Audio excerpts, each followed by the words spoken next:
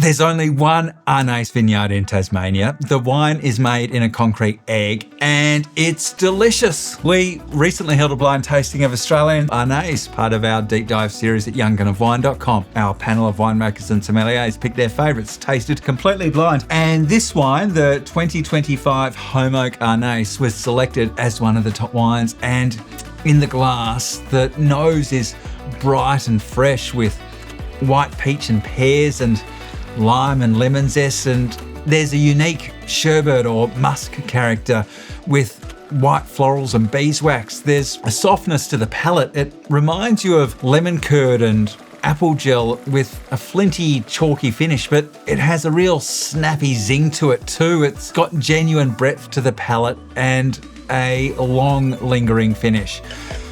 This wine is mostly fermented in a concrete egg. These are large egg-shaped vessels, and they're not just aesthetic. The oval shape encourages natural movement and flow in the wine, increasing contact with the juice and the lees. Lees are the grape and yeast solids left after fermentation, and they break down and integrate into the wine, which amplifies that texture that you see in the wine. And then the remaining portion was fermented in 5-year-old oak barrels, again purely for texture, as a vessel to let the wine breathe, not for oak character. And Arneis is a variety from Piedmont in Italy, one that thrives in cool climates, but it's notorious for losing acidity rapidly at the end of the ripening period, which means winemakers usually have to pick it at precise moments. However, Holm Oak haven't found that to be an issue, and indeed have said that in their cooler years, they found that acidity can perhaps end up too high rather than too low, and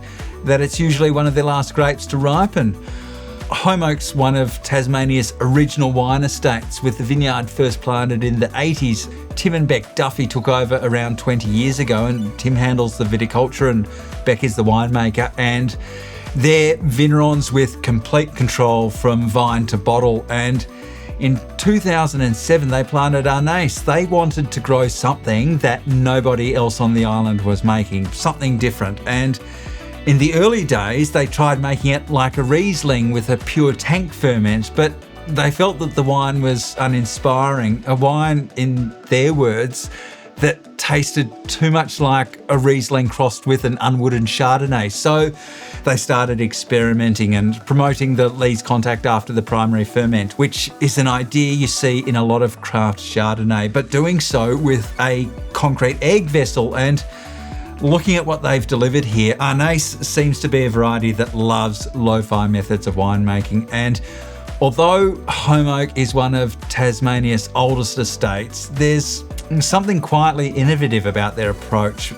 Planting a rare variety that no one else in the state was interested in, and then experimenting with a concrete egg to find the texture that the wine needed.